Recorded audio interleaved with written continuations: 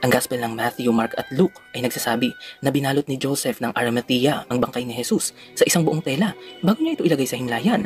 Ngayon mga kaili, dito na lalong magiging interesante ang ating usapan dahil ang isa pang mahalagang gospel, ang Gospel of John, ay nagsasabi na hindi isang buong tela ang kanilang ginamit upang ibalot ang bangkay ni Jesus, kundi strips of linen o mga hibla lamang ng tela na may kasamang spices.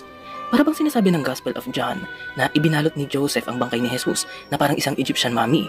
Heto pa mga ka-LE, sinasabi rin ng Gospel of John na meron pang isang hiwalay na tela na nakabalot sa ulo ni Jesus. So ibig sabihin, 2 piraso ng tela ang inilalarawan ng Gospel of John at ito ay malayong malayo sa Shroud of Turin na iisang buong tela lamang.